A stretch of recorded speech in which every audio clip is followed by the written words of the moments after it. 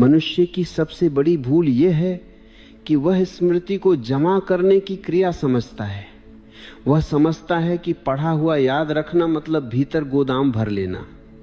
यही भूल उसकी बुद्धि को कुंद करती है। स्मृति संग्रह नहीं है, स्मृति तो चेतना की सुगंध है। जब तुम पढ़ते हो और भीतर जागे हुए होते हो तो याद अपने आप घटती है, लेकिन जब तुम पढ़ते हो और भीतर सोए होते हो तो चाहे कितनी ही बार दोहराओ, स्मृति नहीं बनती। इसलिए पहला सूत्र यह है कि पढ़ना नहीं बदलना है, पढ़ते समय होना बदलना है। तुम पुस्तक खोलते हो, शब्दों से टकराते हो, लेकिन भीतर हजार आवाजें चल रही होती हैं। शरीर कुर्सी पर है, मन बाजार में है। ऐसी अवस्था में जो पढ़ा जाता है वह केवल आंखों से गुजरता है, हृदय तक नहीं पहुंचता। और जो हृदय तक नहीं पहुंचा वह कभी स्मृति नहीं बन सकता। स्मृति हृदय की घटना है, मस्तिष्क की नहीं। मस्तिष्क तो केवल एक यंत्र है, रिकॉर्डिंग मशीन है। चेतना हृदय में उतरती है। इसीलिए पहला प्रयोग है साक्षी का। पढ़ने से पहले कुछ क्षण आंखें बंद करो, श्वास को देखो, भीतर उठती गिरती तरंगों को देखो। किसी से लड़ो मत, किसी को दबाओ मत, केवल देखो जैसे आकाश बादलों को देखता है। जब यह देखने की अवस्था बनती है तब पढ़ना आरंभ करो। तब शब्द शब्द नहीं रहते, अनुभव बनने लगते हैं, और अनुभव कभी भूलता नहीं। लोग कहते हैं हमारी याददाश्त कमजोर है। यह असत्य है। किसी की स्मृति कमजोर नहीं होती। स्मृति तो प्रकृति का उपहार है। कमजोर होती है तो केवल उपस्थित रहने की कला। तुम प्रेम में पड़े हो, तुम्हें कोई प्रेम का क्षण याद कराने की जरूरत नहीं पड़ती। वर्षों बाद भी वह क्षण जीवित रहता है। क्यों? क्योंकि उस क्षण तुम पूरे मौजूद थे। वही उपस्थिति पढ़ने में चाहिए। बुद्धि को तेज करने का अर्थ अधिक जानकारी इकट्ठी करना नहीं है। बुद्धि का अर्थ है देखने की तीक्ष्णता। बुद्धि चाकू की तरह है, जानकारी भोजन की तरह। तुम कितना भी भोजन जमा कर लो, अगर चाकू कुंद है तो काट नहीं पाओगे। लोग पुस्तकें इकट्ठी करते हैं, नोट्स बनाते हैं, रट्टा मारते हैं और कहते हैं बुद्धि नहीं बढ़ रही। बुद्धि कभी बढ़ती नहीं, बुद्धि जागती है। जब तुम शांत होते हो तब बुद्धि अपने आप प्रखर हो जाती है, क्योंकि बुद्धि और अशांति साथ नहीं रह सकती।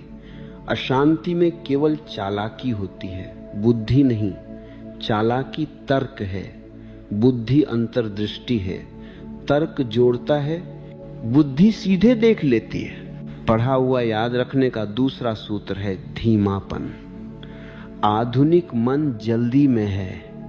जल्दी में स्मृति नहीं बनती, जल्दी में केवल सूचना गुजरती है। जब तुम धीरे पढ़ते हो तब शब्दों के बीच खाली जगह दिखाई देने लगती है। उसी खाली जगह में समझ उतरती है। समझ जहां उतरी वहीं स्मृति जन्म लेती है। धीरे पढ़ने का अर्थ यह नहीं कि तुम शब्दों को घसीटो। धीरे पढ़ने का अर्थ है कि तुम हर वाक्य को अपने भीतर गूंजने दो। वाक्य पढ़ा, रुके, भीतर देखा कि इसका स्वाद क्या है। अगर स्वाद नहीं आया, आगे मत बढ़ो। यह पढ़ना नहीं, यह ध्यान है। बुद्धि की क्षमता बढ़ाने का तीसरा सूत्र है प्रश्न। लेकिन प्रश्न ऐसा नहीं जो जवाब मांगता हो। प्रश्न ऐसा जो तुम्हें खोल दे। जब तुम पढ़ते हो और भीतर प्रश्न उठता है तब मन सक्रिय होता है। लेकिन उत्तर खोजने की जल्दी मत करो, प्रश्न को भीतर घूमने दो। प्रश्न बीज है, उत्तर उसका फूल है। बीज को जमीन चाहिए, समय चाहिए, धैर्य चाहिए। लोग उत्तर जल्दी चाहते हैं, इसलिए वे प्रश्न को मार देते हैं। प्रश्न को जिंदा रखो। जिंदा प्रश्न ही बुद्धि को तेज करता है। मृत उत्तर केवल अहंकार को तृप्त करता है। स्मृति के मार्ग में सबसे बड़ा शत्रु है भय। परीक्षा का भय, असफलता का भय, तुलना का भय। भय में मन सिकुड़ जाता है। सिकुड़े मन में कुछ ठहरता नहीं। इसलिए पढ़ते समय परिणाम को भूल जाओ। केवल पढ़ने में डूबो, परिणाम अपने आप आएगा। जब तुम परिणाम के लिए पढ़ते हो तब पढ़ना बोझ बन जाता है। बोझ कभी याद नहीं रहता। आनंद ही स्मृति का द्वार है। जो आनंद में किया गया वह भीतर अमिट छाप छोड़ता है। इसलिए पढ़ाई को तपस्या मत बनाओ, उत्सव बनाओ। बुद्धि बढ़ाने का एक गहरा रहस्य है मौन। रोज थोड़ी देर बिना किसी उद्देश्य के मौन में बैठो। कुछ न करो, कुछ सोचो मत, केवल रहो। यह मौन भीतर की धूल को बैठा देता है। जब धूल बैठ जाती है तब देखने की क्षमता बढ़ जाती है। वही देखने की क्षमता बुद्धि है। लोग कहते हैं हमारे पास समय नहीं। यह भी असत्य है। समय बहुत है, लेकिन हम बिखरे हुए हैं। बिखरे हुए मन में समय भी बिखर जाता है। केंद्रित मन में थोड़े समय में भी बहुत कुछ घट जाता है। स्मृति और बुद्धि का अंतिम सूत्र है अहंकार का विसर्जन। जब तुम जानते हो, ऐसा मान लेते हो, तब सीखना बंद हो जाता है। जो सीखना बंद करता है उसकी स्मृति सूखने लगती है। जो नहीं जानता मानकर चलता है उसकी बुद्धि हर क्षण नई रहती है। इसलिए शिष्य बने रहो, चाहे कितने ही ज्ञानी क्यों न हो जाओ। शिष्य होने का अर्थ है खुला रहना। खुला मन ही याद रख सकता है। बंद मन केवल बचाव करता है। याद रखना कोई तकनीक नहीं है, ये एक जीवन शैली है। जागरूक, शांत, आनंदित, प्रश्नपूर्ण जीवन। जब जीवन ऐसा होता है तब पढ़ा हुआ केवल याद नहीं रहता, वो तुम्हारा हिस्सा बन जाता है। और जो तुम्हारा हिस्सा बन गया उसे याद रखने की जरूरत नहीं पड़ती। लोग एकाग्रता की बात करते हैं जैसे वो कोई जबरन पैदा की जाने वाली वस्तु हो। वे कहते हैं मन भटकता है, उसे बांधो। वे रस्सी खोजते हैं, नियम बनाते हैं, अनुशासन थोपते हैं। और जितना मन को बांधते हैं उतना ही वह विद्रोह करता है, क्योंकि मन को बांधना प्रकृति के विरुद्ध है। एकाग्रता पैदा नहीं की जाती, समग्रता से वह अपने आप प्रकट होती है। समग्रता का अर्थ है तुम जो कर रहे हो उसमें पूरे हो, आधे नहीं। पढ़ते समय पढ़ो, लेकिन भीतर कहीं और मत जाओ। यह आदेश नहीं है, यह समझ है। जब तुम समझते हो कि बिखराव से पीड़ा है, तब मन स्वयं केंद्र की ओर लौट आता है। मन का भटकना समस्या नहीं है, मन का भटकना स्वभाव है। समस्या यह है कि तुम भटकते मन के साथ खुद भी भटक जाते हो। अगर मन भटक रहा है और तुम उसे देख रहे हो तो भटकाव धीरे धीरे कमजोर हो जाता है। देखने से ही क्रांति घटती है। पढ़ते समय अगर ध्यान टूटे तो झुंझलाओ मत। झुंझलाना दूसरी भूल है। बस देखो कि ध्यान टूटा, फिर लौटाओ। 1000 बार टूटे, 1000 बार लौटाओ। ये लौटना ही बुद्धि को मजबूत करता है। लोग पूछते हैं कितनी देर पढ़ें।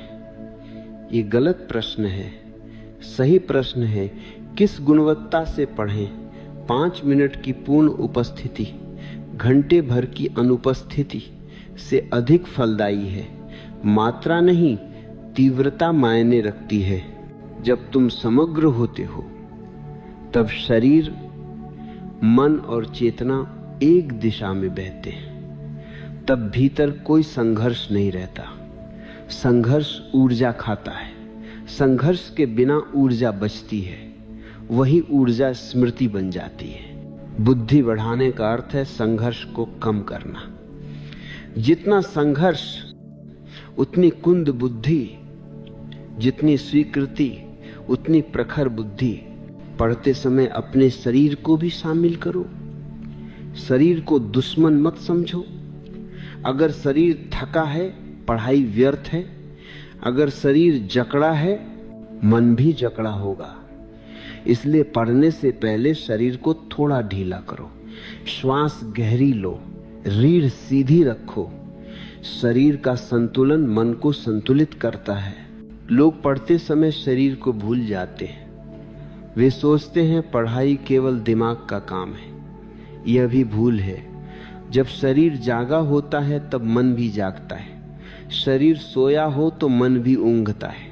समग्रता का एक और आयाम है भाव। बिना भाव के पढ़ाई सूखी होती है। सूखी चीज स्मृति नहीं बनती।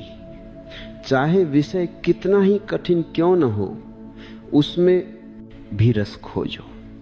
अगर रस नहीं दिख रहा तो समस्या विषय में नहीं, देखने के ढंग में है। जब तुम किसी बात से प्रेम करते हो तो उसे याद रखने की जरूरत नहीं पड़ती। प्रेम ही स्मृति बन जाता है। इसलिए पढ़ते समय भीतर प्रेम जगाओ, जिज्ञासा जगाओ। बुद्धि की क्षमता बढ़ाने का एक सूक्ष्म उपाय है सुनना। केवल पढ़ो मत, सुनो भी। शब्दों की ध्वनि सुनो, वाक्य की लय सुनो। जब सुनना जुड़ता है तब मन गहरा होता है। लोग आंखों से पढ़ते हैं लेकिन कान बंद रखते हैं, जबकि मन को पूरी तरह जागृत करने के लिए सभी द्वार खुले होने चाहिए। समग्रता का अंतिम सूत्र है वर्तमान, न बीता हुआ न आने वाला। जो इस क्षण पढ़ा जा रहा है वही सब कुछ है। जब तुम भविष्य की चिंता करते हो कि याद रहेगा या नहीं, तब वर्तमान छूट जाता है। और जो वर्तमान में नहीं उतरा वह भविष्य में कभी याद नहीं आएगा। इसलिए पढ़ते समय भविष्य को दरवाजे के बाहर छोड़ दो। परीक्षा को, परिणाम को, तुलना को केवल इस क्षण के साथ रहो।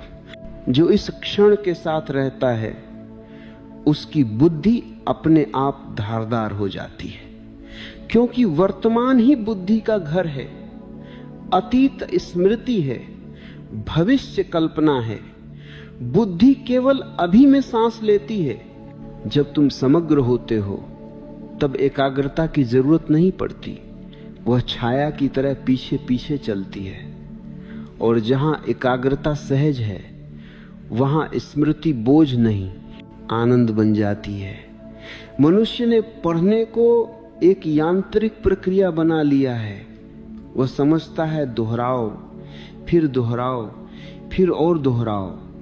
ये रटंत है। रटंत से परीक्षा पास हो सकती है लेकिन जीवन नहीं। रटंत से स्मृति नहीं बनती, केवल तनाव बनता है। अनुभूति से स्मृति जन्म लेती है। जब तुम किसी बात को महसूस करते हो तब वह हड्डियों में उतर जाती है।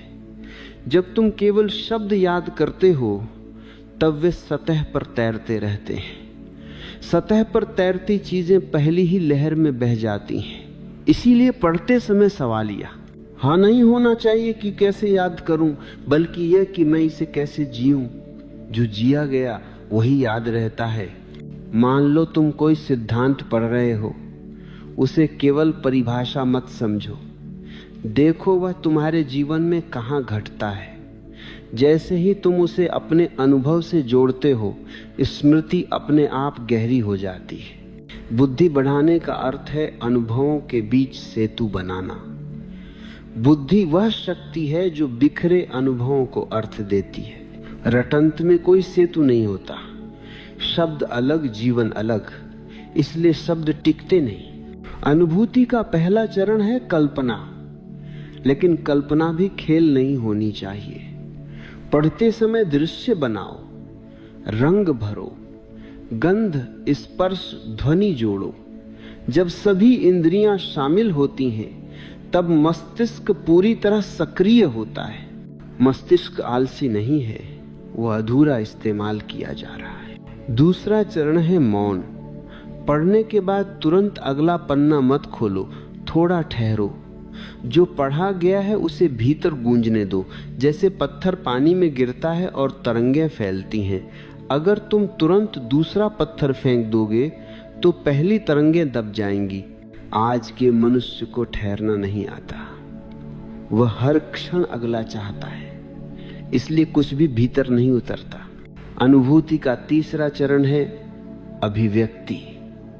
जो पढ़ा है उसे अपने शब्दों में कहो, किसी को सुनाओ या खुद से बोलो या लिखो। जब तुम अभिव्यक्त करते हो तब स्मृति की जड़ें और गहरी हो जाती हैं। लोग सोचते हैं दोहराना स्मृति है, नहीं, अभिव्यक्ति स्मृति है। बुद्धि बढ़ाने का एक गुप्त सूत्र है गलती करने की अनुमति। जो गलती से डरता है वह कभी गहराई से नहीं सोचता। डर बुद्धि को संकुचित करता है, गलती स्वतंत्रता देती है। जब तुम किसी विषय को समझने की कोशिश करते हो और गलत निष्कर्ष निकालते हो तो भी बुद्धि सक्रिय होती है, लेकिन जब तुम केवल सही उत्तर रटते हो तो बुद्धि सो जाती है। अनुभूति का एक और पहलू है भावनात्मक जुड़ाव। अगर कोई विषय तुम्हें उबाऊ लगता है तो उसे दोष मत दो। अपने भीतर देखो कि प्रतिरोध कहाँ है। प्रतिरोध के पीछे अक्सर कोई डर या पूर्व धारणा होती है। जब प्रतिरोध गिरता है तब विषय खिलने लगता है। बुद्धि की क्षमता बढ़ाने के लिए जरूरी है कि तुम ज्ञात को भी नए ढंग से देखो। जो जाना पहचाना लगता है वही सबसे ज्यादा खतरनाक है, क्योंकि वहां ध्यान नहीं रहता।